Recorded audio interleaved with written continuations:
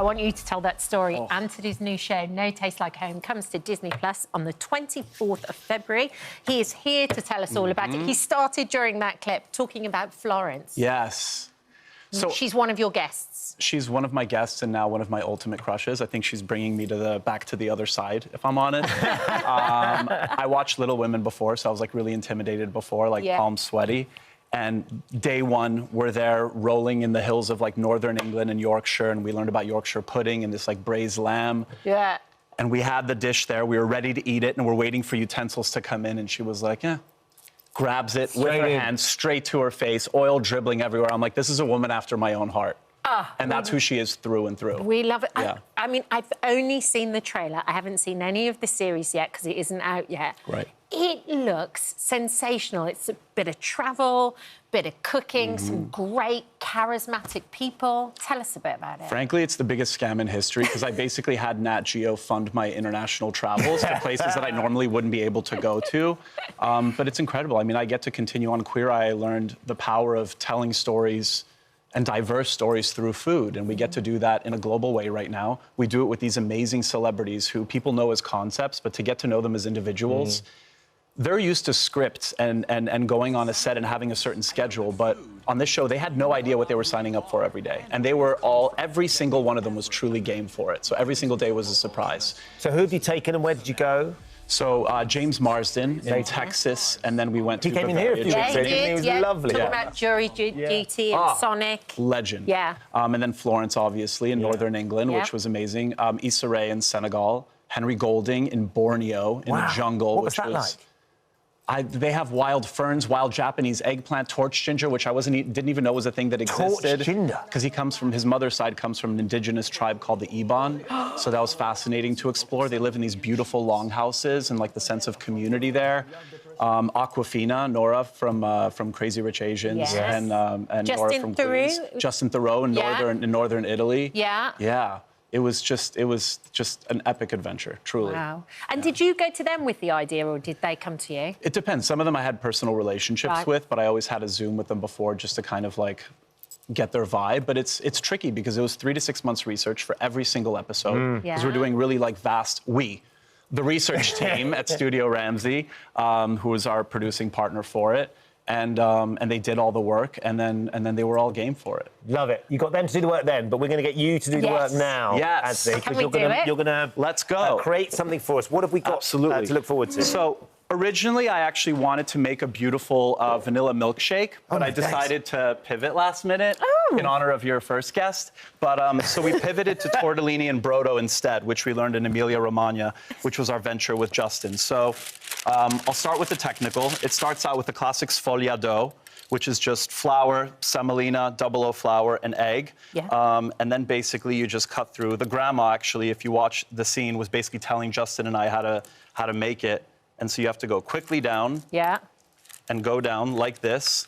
And then basically you cut it into like a perfect little grid. I completely scrapped that. But basically you take one. All right, I could have gone a little tougher. That's okay. So you got to serrate the edge. I was just being really gentle. Lovingly there you cutting go. the pasta. And so you take this tiny little ball, and then you put it in, flip it over, and then crimp. And what's interesting about this is like the most traditional Emilia-Romagna dish from Cento and from Bologna, and they're perfect like this. Although your crew did a much better job than I did. Wow. I had a version of this growing up being Polish, which was basically borscht, which is like a beet consommé, but we fill these with wild mushrooms. So it's interesting how like wherever you travel, depending on where you are, like the ingredients change, but these elements kind of like, they all get repeated around the world, which is kind of like really beautiful. When did you first start cooking? Who taught you? So I was raised in a very matriarchal household. So I watched my mother, but I always sat on the other end of the kitchen counter when she and my sisters would cook. But I kind of like took in all that information. And then when I was, left to my own devices as a 17-year-old in college, I remembered that like I kind of had that as like muscle memory. So then I started creating meals for like roommates, and then we had like study groups and things. So I kind of like, I learned from YouTube basically. Okay. So look, I've just lifted up this. Are these ones you want us to have a go with? So yeah, these are, please, if you want. So these are basically perfect. They're still wet enough. Antoni. Antoni. You haven't seen this show before. What did I miss? What did I miss? In terms of cooking. I don't have fingers for very delicate. So you press it like this so that it looks like a perfect cannoli. Okay. You're crushing it. Are you sure? Yeah. I am literally Literally crushing it. Yeah, you're crushing it. And then literally, and there you go. And then you crimp it. Exactly. See, if Dealey does this, it'll be so delicate and look how perfect. Look at my delicate little... you If it gets dry, you just dab your fingers with a little bit of water. Okay. And then once I've done that... And then, so there are two schools of thought. What the nonna taught us is basically to put your index finger here and then crimp it like this. Oh, it's a very index in the forgiving middle. dough. Yeah. And then these tiny little cute little purses. hold up. Okay. Pockets. Hold And up. then what do we do Now, next, that's not Antoni? bad. That's not bad. Well That's done. really good. Hey. 10 out of 10. Thank you. You see what I did? I asked for some help, Cat Dealey. You Secret to good flirting. Are you flirting? So then what do we do? Do we leave them for a little while or do we... You can let them dry a little bit, and Yep. then in a sort of hot broth, this is a mix of chicken and beef broth. Yes. You just plop them in, Yep. and then basically, I'm just going to use my hands. These Yeah, are dried nice. up perfectly, so Oh, they're so you nice let them Yeah. dry quite significant. That's much... Yeah. Oh, Yeah, it's a They're bit hard. firmer. Ones, yeah. Because this Yeah. is a labor of love that takes all day. It's Okay. a typical dish of Ferragosto, which is a harvest festival in Cento and in Bologna. And you basically throw them in 2 to 3 minutes, and they're going to float up. They're going to tell you when they're ready. So Okay. there's no tasting. So when they or float, that's testing. time to go. Exactly. Right. Yep. And then what happens next? And then, basically, here we have some more broth. Yeah. And then we have some here that were par cooked. If you're cooking for a group and you don't want them to separate because you want them to stick together, Yeah. you can put them in a bowl after they're cooked, and then you can just basically ladle some on right over here.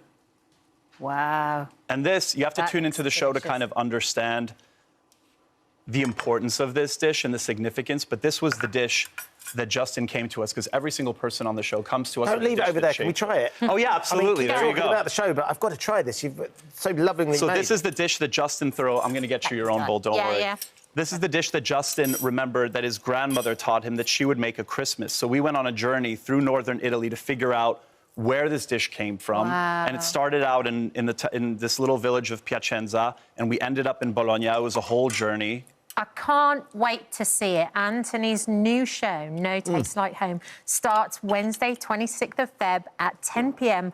on the National Geographic Channel. I'm going to Correct. try some And of it's that. delicious. Absolutely love Is it. it Is it good? good? Thank you so much, yeah. Thank I'm you gonna for try some. visiting our This Morning YouTube channel. We upload new content every day, so go ahead and hit that subscribe button so you don't miss out. And we'll see you in the morning.